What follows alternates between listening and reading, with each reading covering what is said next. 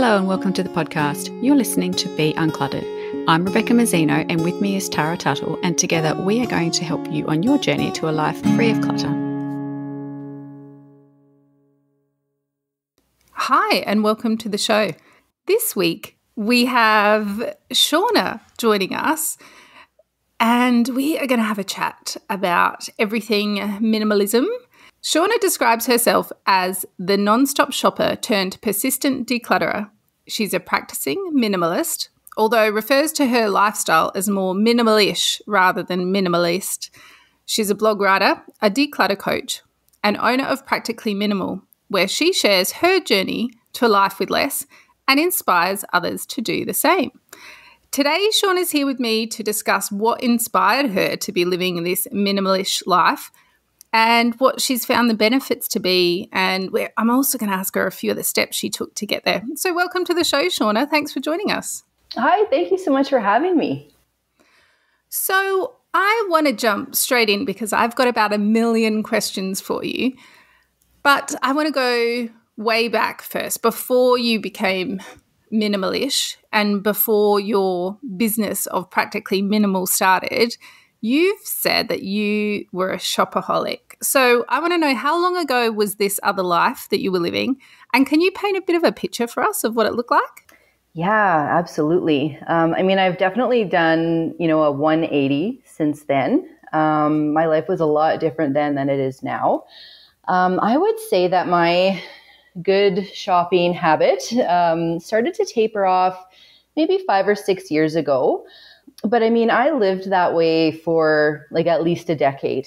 Kind of going back and thinking back to my life at that time, I was on sort of a career path that didn't really fit me or my personality. I was in the staffing and recruitment industry, which is a really, sales-oriented, fast-paced, kind of competitive industry. And I know now that's not really my nature, but at the time I really wanted it to be. So it was also, kind of a time where I was placing a lot of value on external things or material things. So for me, I think what that sort of translated into was, what I was wearing. So my shopping habit was mostly clothing. And the nicer, more expensive clothes, the better. And I was really doing it just, to kind of make myself feel more confident when, kind of the path I was taking, it just wasn't, it wasn't a fit for me. So I wasn't kind of getting confidence in that way.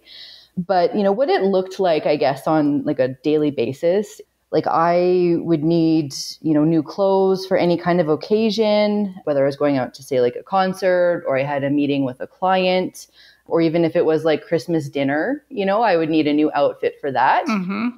I also kind of love the glory of it in a way. I love to go into my favorite stores and have them know me, Yeah, there's something about that. I get that same kick out of my local coffee shop now, but I remember I was very similar when I was younger. There's something, I don't know, it feels prestigious or something that they would know you or know you by name when you walk into a clothes store. Exactly. You feel kind of fancy, so I really fed off of that back then. And I was in my, for the most part, in my 20s when that was going on. So just to kind of give you some context there of, kind of why I kind of fell into it. But yeah, it was a pattern that I had for a really long time. And for a long time, I thought it was actually working for me. I didn't see anything wrong with it. Mm-hmm. So I just kind of kept going and getting bigger and bigger until, finally I saw the light eventually. So what was actually, before I ask you what the catalyst was like, if you're buying all these clothes, and I'm guessing you weren't great at purging, were your closets overstuffed? Had they spilled out into other spaces in your house or your room? Or did you have clothes living on the chair in the corner because there wasn't enough space? Or did you manage to cram everything in? Oh, it was awful. I had stuff everywhere and I was late for everything because of that. So yeah, I had clothes everywhere. I did by the end of it, by the time, and this is actually kind of is what my catalyst was. I had 2 walk-in closets, both like overflowing, overstuffed with clothes. Wow. Yeah.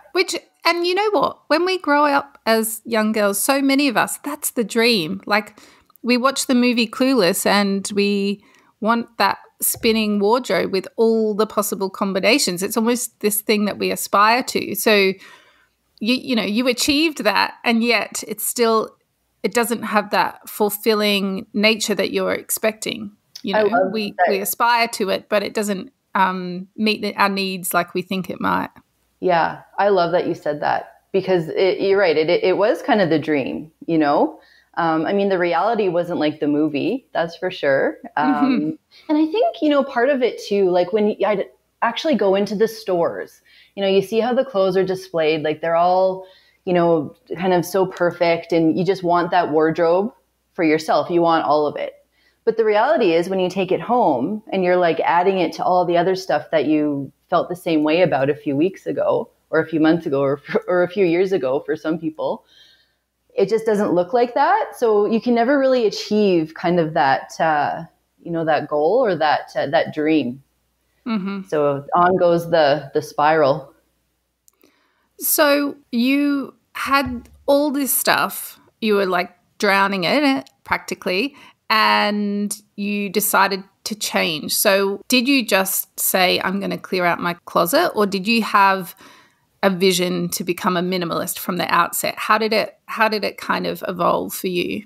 I definitely didn't have a vision about being a minimalist at first, that's for sure. You know what? It started just from pure frustration.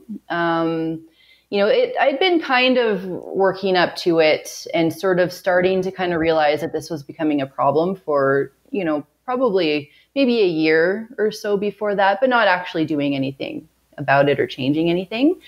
But I just, I finally kind of got to my boiling point, and that frustration just kind of caught up with me. And I just decided, like, one weekend, that's enough.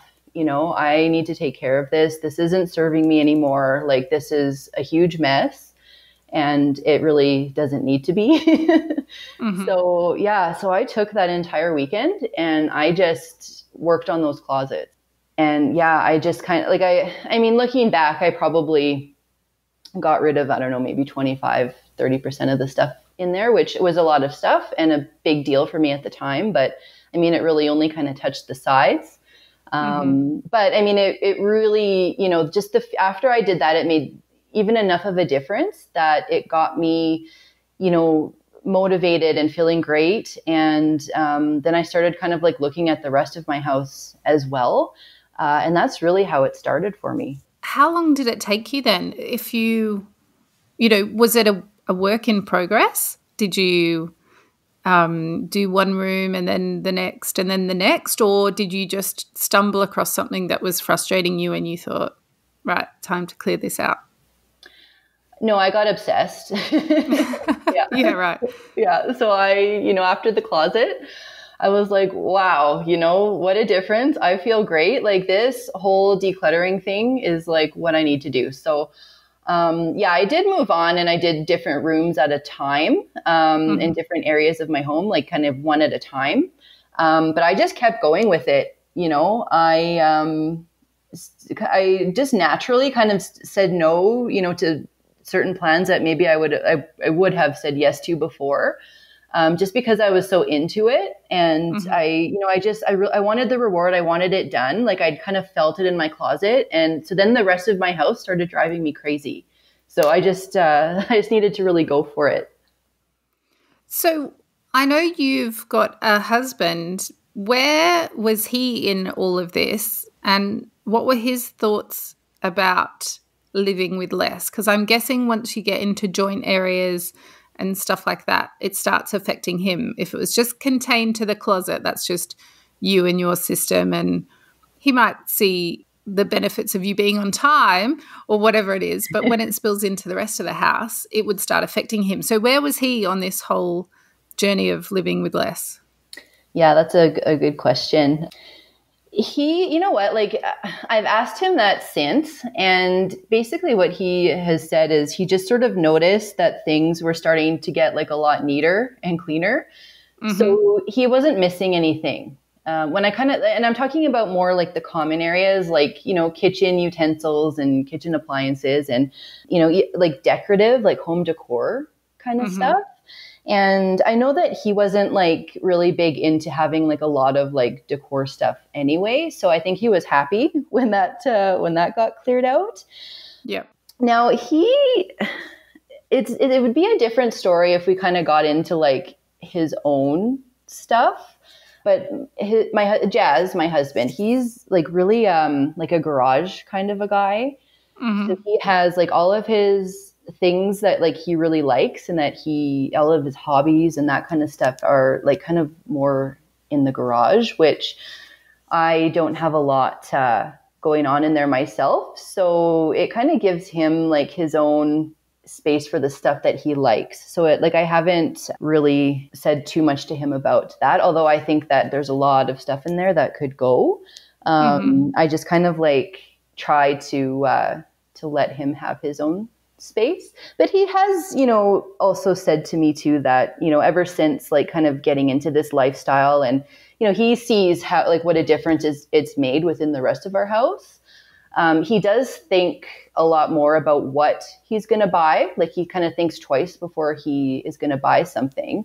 And then he actually thinks through like, where am I going to put this, you know, if I do buy it. So he's, you know, kind of made a few changes as well. But he didn't give me a hard time about it or anything like that, which made it, you know, easy. But he just kind of saw the benefits of it. And, you know, like, and the other thing too, I should say, is that like I kind of included him in a lot of like the common area sort of things, especially like kitchen appliances and stuff that I know that he might use or that he had actually bought.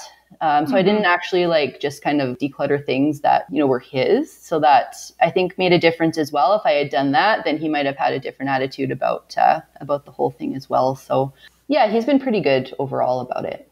Yeah, I think partners and kids tend to, and I guess all of us would be the same in that situation. If we are decluttering for them and taking things that they own or they're invested in some way and make the decision for them, people then tend to hold on to the other items they've got even tighter because they're worried about them being let go of without their permission and that kind of thing. And that's why, you know, Beck and I on the show all the time say that you should declutter with your kids, not for your kids. And I feel like partners are the same. And I will, in fact, I only had a scenario recently where I said to my husband, so talk to me about the golf clubs in the garage. And he's like, oh, is this your way of saying you want to declutter them? And I was like, well, you've been talking about buying new ones for a while and they've sat there and I can't think of the last time you played golf. And I'm like, if you're gonna buy new ones, let's just sell these ones now so that we've got the space. And then when you find the new ones you want, you bring them into the space. And he was like, you can see that he knows what's coming. I'm not making the decision for him. I'm just starting the conversation. And I think he's heard it that many times now that he knows I wouldn't go and throw his stuff out, but he wouldn't necessarily walk into the garage, see the golf clubs and think, oh yeah, I should make room. I should let them go. So I think after all these years, he's got used to it. But it's good that your husband has come on board, not felt too resistant, and has kind of supported you, I guess, in your journey. Yeah, no, definitely. I love that you said that. I mean, he definitely needs like a gentle push. So like we have, it was a clothes steamer that's still in the box that we've had, I don't even know, for as long as I can really recall. And we still have it. It's still in our laundry room in the cabinet. But I brought it up a few times, and for some reason he just like really wanted to hold on to this clothes steamer, which is like sometimes the things that he wants to keep are just really surprised me. But finally I brought it up again. Probably this is maybe the third or fourth time I've mentioned it, and he has finally acknowledged that yes, it's still in the box. We haven't used it after several years, and it is now ready to go. So small victory. Good job. So were there any particular methods you used or systems you used to let go? I know some people will go through and look at things and say, have I used this in the last 6 months, or have I used this in the last season, or can I see myself using this in the next year? Do I love this? Do I use this? Do I need this? You know, they've got a set of questions they ask themselves as they go through. Did you have any kind of rules or systems in place, or did you just kind of go for it willy-nilly when you were letting go of things? I mean, when I first started, I mean, it was pure chaos. You know, I was just angry. I call it like kind of the angry weekend. Like I was just angry, wanted everything gone. So I just started pulling stuff. There was no system at all. But as I started kind of getting into it, I mean, I suppose like the actual like physical decluttering part, I mean, I would always just kind of instinctively like pull everything out of the space that I was working on. And then, you know, create your piles, your keep, donate, recycle, and toss piles. But as far as making decisions like that, I didn't really come into a system for that until quite a bit later. And I researched a little bit about it because I was having some issues, like mainly with decision fatigue. Like, you know, I'd be holding something and I couldn't decide whether or not, you know, I should keep it or let it go. And it was like a purely emotional decision. You know, I'd put it in the donate pile, but then like an hour later, I'd pull it out again, you know? So I was spending a lot of time. I wasn't very efficient about it until I started kind of like, as I got into, you know, more rounds of decluttering, learning a little bit more about, you know, minimalism and so on. You know, you do read a little bit about different systems and questions you can ask. So now I do like just kind of what you mentioned, you know, do I use this? Do I need this? Do I love this? And then kind of the one that's worked best for me is, does this align with the life that I'm living right now? Like, does it fit my lifestyle, or is it something from my past?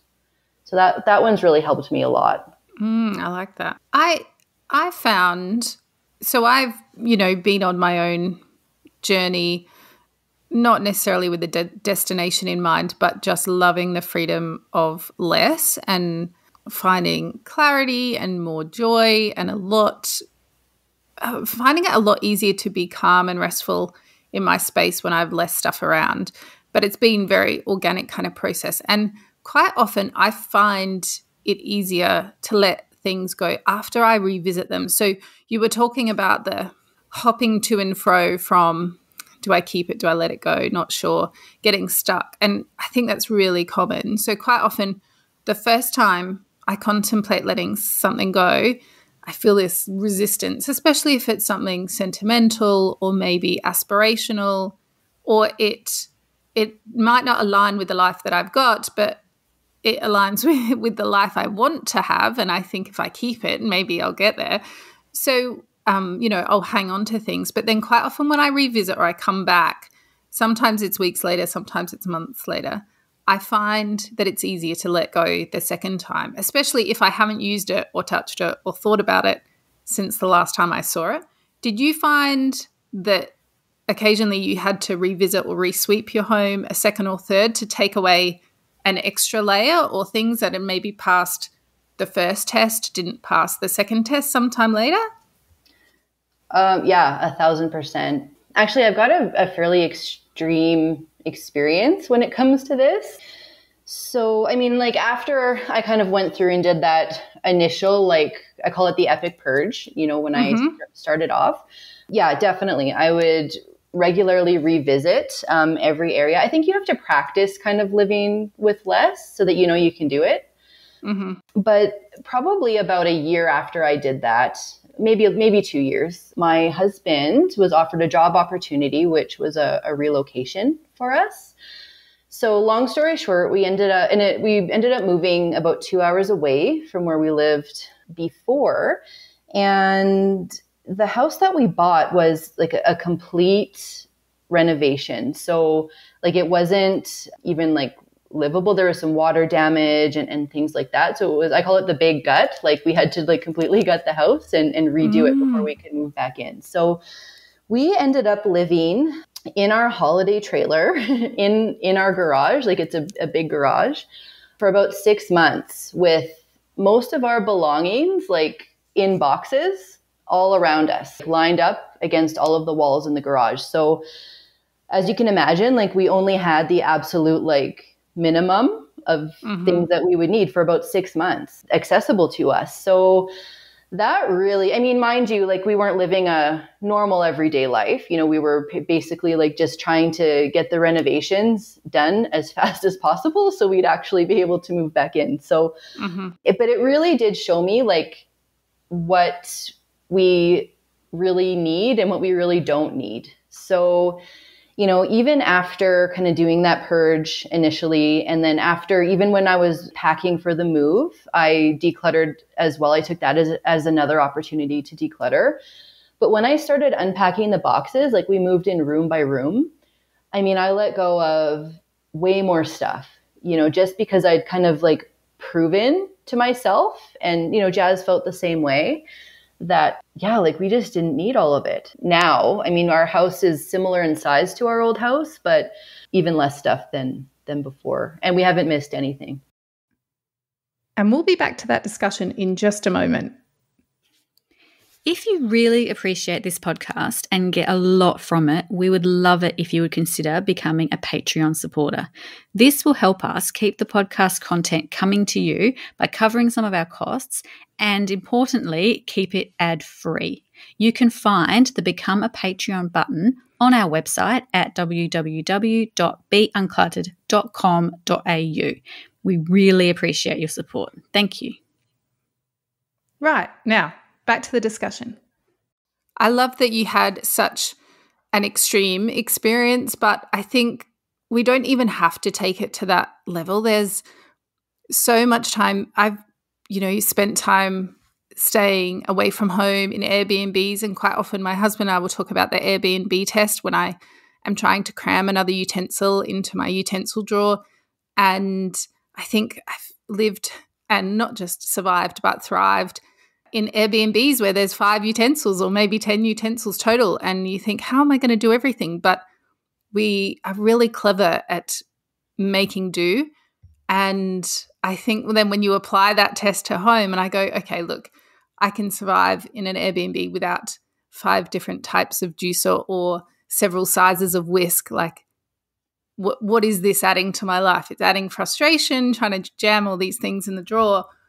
But am I getting any value out of it? And I think without moving into a camper for 6 months, you can still ask yourself the question of, could I live without this? And would it serve me to have less? Yeah, absolutely. I 100% agree with that. Like, I think sometimes, when we're buying kind of more stuff, we're thinking it's to make life more convenient. You think like the more options you have, the better. But really the opposite is true, and as we talked about before, and like you just mentioned, it's, you kind of get to the line where it just becomes frustrating and, takes your time and your energy and everything else, when initially you're kind of thinking this is, more convenient and better to have more. So yeah, I love the Airbnb test. While you were on this journey, first time around or second time around, did you have any external help? Do you have people come in or any particular support? Or also, did you have any inspiration? Were there people you were looking to? You would have been going through this pre-Marie Kondo, but I'm sure the minimalists were around. What was your inspiration? And did you get other people to help you, or did you do it on your own? Well, I did it on my own, and I didn't find any external help directly.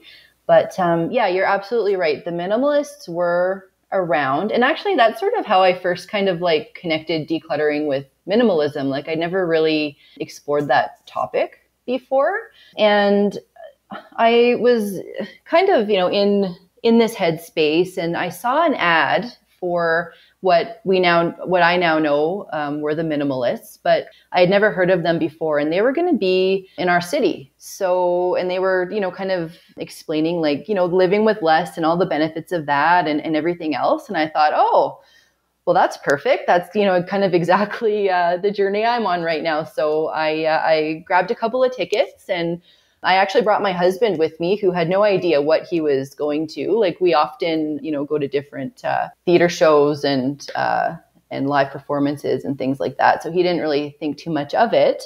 So yeah, so we went to that, and that was kind of my first look into minimalism. And they did have the Netflix documentary at that point, but I hadn't seen it. So after I saw them on stage, I went and I watched the documentary.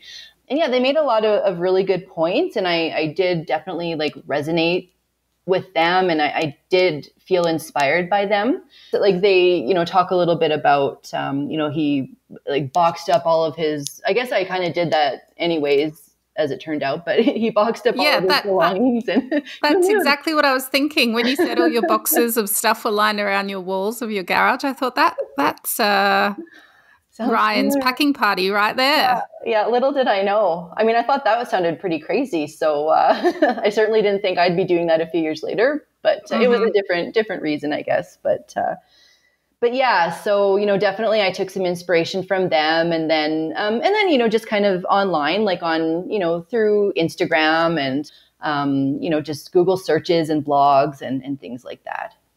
That's the thing I think about drawing inspiration externally.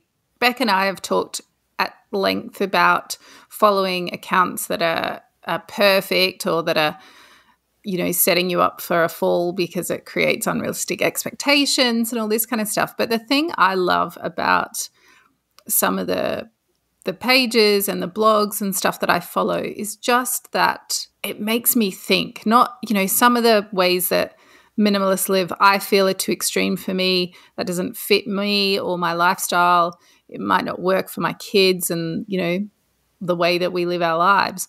But it's just this amazing, I guess, insight into how other people do live happily and well with varying amounts of stuff. And I think just the appreciation of it makes you rethink then what you're bringing into your house, how you live. And you know what? That's half the goal. As long as you can be intentional about the way you're living, then you're definitely on a good path. It's helpful for you. So I think all this inspiration out there is great. And if you take the right stuff out of it, rather than feeling like you need to conform, I must only have 77 things to fit into the box of being a minimalist, or whatever it is. Yeah. And you just use it for general inspiration to live your life more intentionally. I think there's a wealth of knowledge out there that's really, really helpful. Yeah, 1,000%. As long as you can put it into perspective, for what works for you, then definitely. And I think you kind of said, the underlying intention, I mean, it's really the same, but it looks different for everybody, so what you consider to be essential in your life is going to be different, from anybody else. And really, to me, that's kind of what minimalism is at its core, just kind of keeping what's essential and letting go of the rest. And it's not going to be the same for anybody. So definitely not tied to an amount of things that you own, for sure. So is that why you describe yourself as minimalish rather than a minimalist? Is it because you want to create, I guess, a more expansive room for people to feel like they can fit into this lifestyle without having to conform so tightly? Exactly. It takes the pressure off for me, And I mean, I know logically it's not what minimalism, I wish I could say the word today, is about. But I mean, it is the connotation for a lot of people. And to me, minimal-ish feels more approachable, not bound by, we were saying, a certain number of items to be a minimalist, or, living in a certain square footage or so on. So yeah, it just kind of felt a little more approachable, and it kind of felt better for me. And I felt like it describes my lifestyle. So I love this idea of being minimalish rather than minimalist, and you allowing space and room in the concept for anyone and their needs and, the way their lifestyle works. Because recently, if you don't follow Shawna on Instagram, and we'll put all the links in the show notes, then you need to go and check out her account because there's some really fascinating stuff there, including back in about September, she was giving people a look through her house and some of the rooms and the spaces in her home. And it was really fascinating. And I remember the one where you were showing us all your closet and talking us through. And my initial reaction was, well, yes, you are minimalish, not minimalist, because in my head, a minimalist only wears black and white and grey. And I know that that's not true, but we kind of have this characterization or generalization about what a minimalist is and how sparse their life is.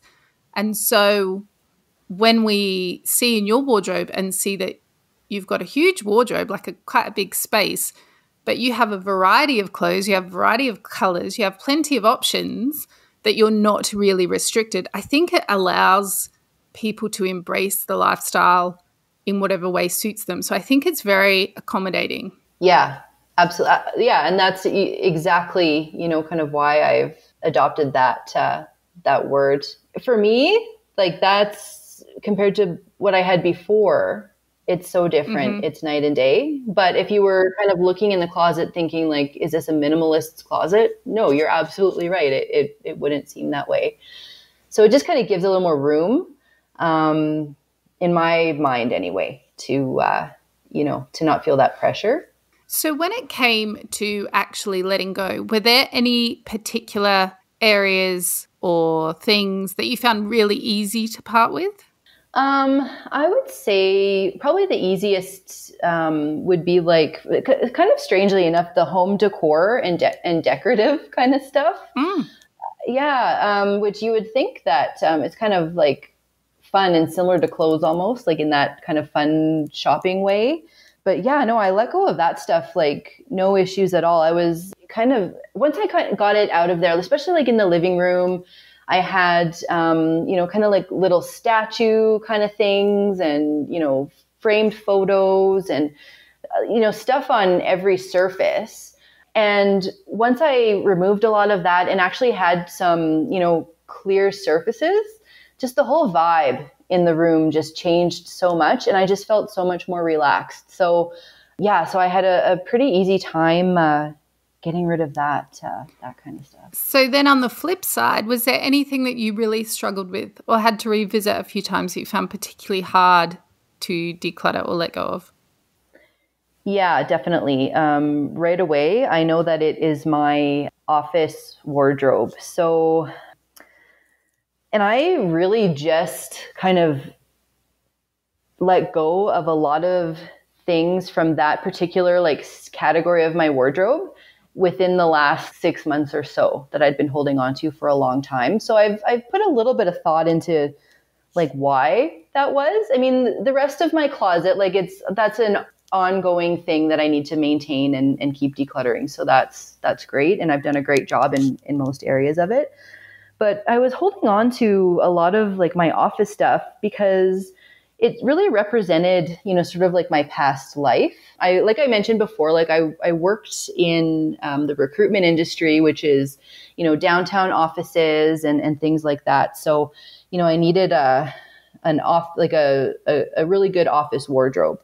Since then, I've changed my career path and my lifestyle is a lot different. So now I work from home. I run Practically Minimal, of course. And then I've also done freelance writing as well. So I do need to go into an office or, sometimes into a client's home as well from time to time. But as far as like the office wardrobe, into an office. So I do need like a couple things, but certainly not, a 5-day-a-week professional office wardrobe. So I think like my hesitation to let that go was really because it was connected to my earning potential. That's the way that I made my living for a lot of years. So by letting go of the clothes, like it's almost like a security kind of a thing. So, I mean, I haven't worked in an office 5 days a week for, at least, I don't know, three, maybe even 4 years on a full-time basis. So, logically, I know, like I don't need that wardrobe anymore. But yeah, I found it really hard to to let go of. If you had to put a figure on it for your entire house, how much stuff what percentage have you let go of since you started? If you looked at everything that was in your home before that angry weekend of wardrobe decluttering to now, are you 30% less? Are you 50% less? What do you think the figure would be? Yeah, 50% at least. Wow. Yeah, definitely. So what do you notice then? That's a huge amount. What do you notice? You mentioned the calming nature of not having so much decorative items and decor around in your home. What are the other benefits? Are you on time now? Is your time management better? I'm much better. I can't say that I'm always 100% on time now, but I mean, 90% of the time I'm on time. And if I am running late, it's not because I'm standing in a giant pile of like black blouses trying to find the right one, so yeah, definitely on time. But yeah, the biggest difference, I mean, you know what? Overall, life is just easier. Time is a big difference. I have more of it. Mm-hmm. I mean, going back to really kind of how I got into my whole kind of mess in the first place, I'm not obsessed with shopping anymore. And I spent a lot of time doing that, whether it was online or in the mall or whatever, or thinking about like what I should buy next. So I'm not, spending my time doing that anymore. Also, owning a lot of stuff is time consuming. Like, you're fixing it, you're cleaning it, you're like looking for stuff underneath the other stuff. Like it takes up your time. Yep. Upkeep is huge. Yeah. And, we don't really think when we're investing in something, we don't often think about we're investing our time in that as well, not just our money, right? So that's something that I've learned from all of this. Yeah, just it's just the whole vibe at home. Like there's just a better energy here now. Like I'm not having that frustration like coming from stuff like losing something or running, like you're running late because you can't find whatever your car keys or your phone, whatever you're looking for, and just like or being disorganized, so that that overwhelm, that frustration, like that's not happening anymore. So yeah, that would be where the biggest differences lie for me, for sure. And so how do you said you've been like this for about 4-ish years. I've used the word ish so many times in this podcast now. I think you must be rubbing off on me. How do you maintain it? So do you have an annual declutter? Do you spring clean? Do you revisit a room once a year? Or do you maintain it at the point of purchase now and just not bring the stuff in? Yeah, a bit of both. Definitely I'm very intentional about what I buy. And I mean, that was an issue for me before, right? So it's not something I want to fall back into. So I've looked a lot at like why I was doing that in the first place. But I mean, you always have to replace things. Like you're always going to have to buy something new. So I just really ask myself, like, why do I need this? Before I buy it, do I have something similar? What am I going to use this for and when? Where am I going to put it? So just kind of running through kind of those types of questions before I actually commit to buying something new has made a big difference.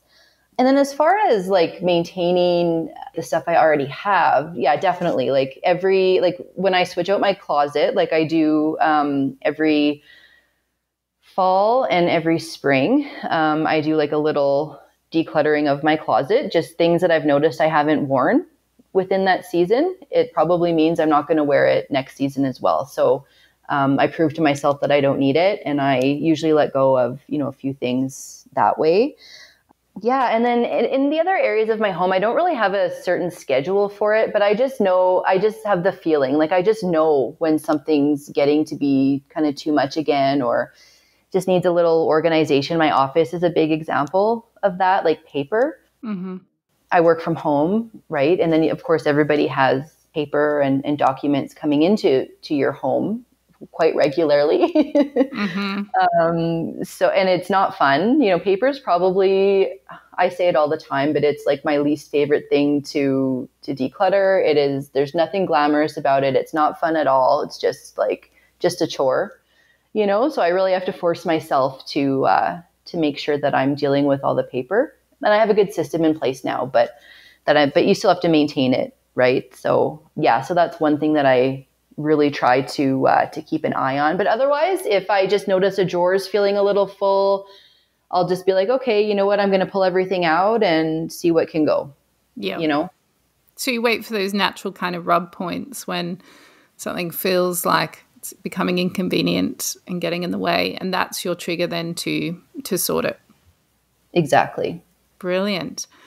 Shawna, I have loved talking to you. I find it completely fascinating, the way that you live and the journey that you've been on. And I know that I mentioned before your Instagram account, that's where I got to know you and follow you and see all inside your junk drawer and your house and your closet and all of that. So I would love you to tell everyone where else you hang out or where we can find you if we want to follow you and get some of your tips and tricks and inspiration going forward. Yeah, of course. Definitely on Instagram. I am Practically Minimal. I'm also on Facebook, same thing, Practically Minimal. And my website is practicallyminimal.com. Very good. We will put the links to all of that in the show notes on our website. So if you haven't got a pen with you or you didn't catch that, head to our website and you can click on through and connect with Shawna that way. Thank you so much for all your inspiration today, Shawna. Yeah, thank you so much for having me. This has been, I've really enjoyed this conversation too. It's been a lot of fun. And we will catch you again next week. Thanks for joining us. We'd love it if you'd leave a review or tell all your friends about us so that they too can be uncluttered. If you'd like to connect with us, you can find us at beuncluttered.com.au or on social media or on our own websites at clearspace.net.au and basklifecoaching.com.